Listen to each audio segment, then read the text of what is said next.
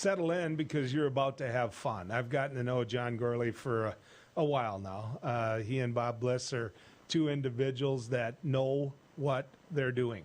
And they've got a long history in producing music. And when I say producing music, the type of production that brings it to you, the type of production that can deal with a star not showing up on time, the type of production that can make sure that they have everything available to you so you can have a good time. They decided that they were ready to work on and with ND Country Fest.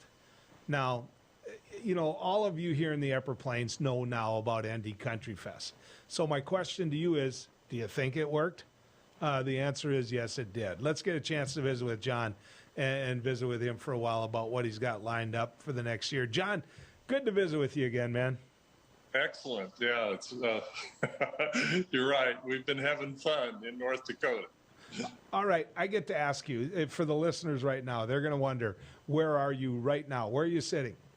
I'm about an hour north of Nashville. We obviously staying close to this talent is really important, and trying to be on top of bands before they blow up. So I've kind of changed my base of operations, so I'm up close and personal with Nashville. We're about an hour north. So did you know, I mean, with your reputation, you somebody came to you and said, do you know where New Salem, North Dakota is?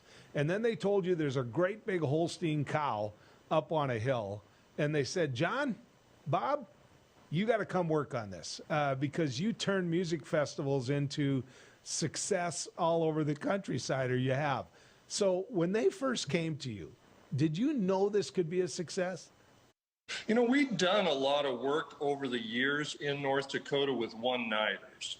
So I was pretty familiar with the marketplace. To be honest with you, I did have to punch up New Salem. Of course, we've done a ton of shows in Bismarck over the years. Somebody had told me about the Salem Sioux, the largest Holstein cow in the world.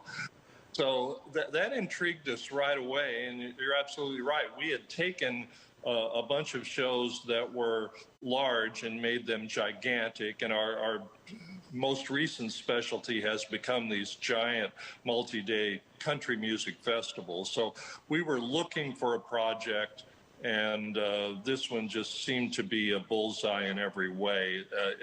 Luke and Brandon had said to themselves, why can't there be a really big country music festival in North Dakota, and why couldn't we do it in our hometown? And we signed up for that program. We saw it, believed in it early. So can I ask this? Because if you look around the countryside, I just attended Blues Fest up in Duluth, had a great time. So I'm not trying to pretend that country music is the only, thing out there when it comes to music and festivals like that. But it appears that country music is what's taking it big. What is it about country music? Is it the artist? Is it the venue? Is it the attitude? What is it that empowers you and everybody working so hard on ND Country Fest to succeed at this? Yeah, you're right. As you know, I started out as a rock promoter, and we did a lot of rock music outdoors, in stadiums, et cetera, still do. But there is something about country music, and I think it's a few things. It's the broadness of the audience. So it really does fit all ages. At Indie Country Fest, we'll see people there from their early teens up through their 70s or 80s, all really engaged in the music. And I think about 10 years ago, insert Garth and Taylor Swift as a couple of examples, country and pop kind of collided. So it broadened that audience out, both geographically and demographically, in a way that it never had been before. And country radio is just explosive on every kind of format, including what you guys do over the air, but all of the other entrees that exist on satellite radio, et cetera. It's just absolutely huge everywhere. So this year's lineup, which is still growing, I realize, which I know you're not going to leak anything to me, which by God you should. But that aside, tell people about this year's lineup. If they come to New Salem, tell them what date they should be there and what the lineup is so far. You know, The great thing is we're in New Salem 4 days now, 6, 7, 8, and 9. We've added Wednesday night. Some of our fans said, why in the world couldn't we add an additional day? And we're able to pull that off. We've already announced low cash for that opening. We call it Give Back Night, 100%. The music is free, but we have an opportunity for people, if they want to have a free will donation. And so that's an opportunity where all that money goes back to the FFA and 4-H there locally. But in addition to low cash, we've got John Party, who's selling out arenas all over the country. Chris Jansen, an unbelievable live show. Travis Tritt, one of your favorites. Jody Messina, Colt Ford, already announced. And we're going to be announcing talent right up through the holidays. I've virtually got the whole show booked already, which has never happened before. But when this show blew up in terms of size last year, it makes it a lot easier to get these bands to confirm early. So can you do it? Are you growing out of the Morton County Fairgrounds? Can you meet what you're growing into? Yeah, we really can. One of the reasons that that location intrigued us is, as you know, right there off the interstate. It's easy to get to. I think we had people there last year from 33 states. And the size of the fairgrounds is hundreds of acres all told. So we've got tons of room, and then there's also additional property that we've worked with some of the local landowners just in case we need additional space for camping. So we're going to be there for a very long time. So let's back up on that, because, you know, I know a number of people in New Salem, like every North Dakotan, you know somebody from there. When you first knocked on the door and said, hey, we're going to do this, can we work with you? Can we have a country music festival in your fairgrounds? What was their reaction? They were all in, and the other beauty of it is we brought a team of pros that have been doing this for a very long time, and specifically these giant country shows.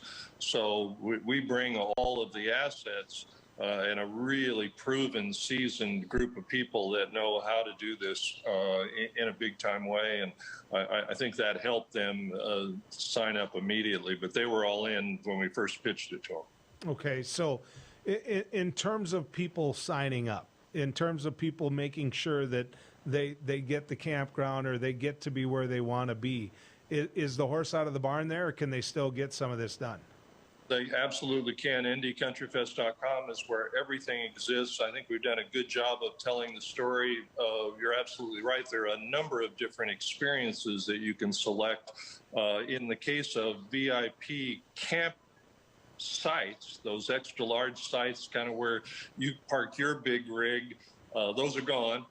But VIP concert bowl tickets are still available.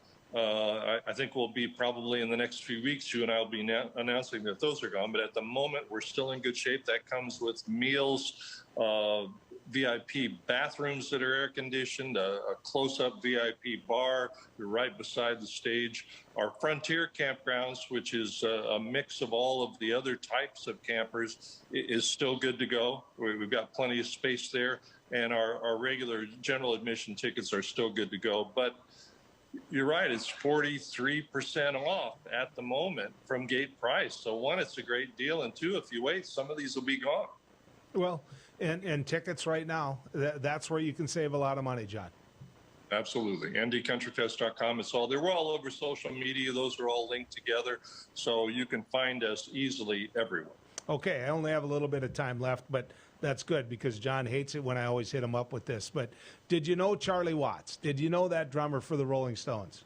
You know what? When we were doing rock shows, we did a lot of Rolling Stones events. Charlie was one of my favorites. I spent a lot of personal time with him. I think you and I talked before. Some of the things that people don't know about Charlie is he was a jazz music fanatic, a giant collection of jazz LPs, went to jazz all over the world, but a first-class gentleman, amazing drummer, you know, incredibly unique style, the backbone of that band for sure. I still say the Stones are the best rock and roll band in the world, no question, but an incredible guy. And you wonder why I always ask you and Bob for stories from the past. I'm I'm going to keep doing that as a Rolling Stones fan. John, good to have you coming down the road with us. We'll do it again soon, okay?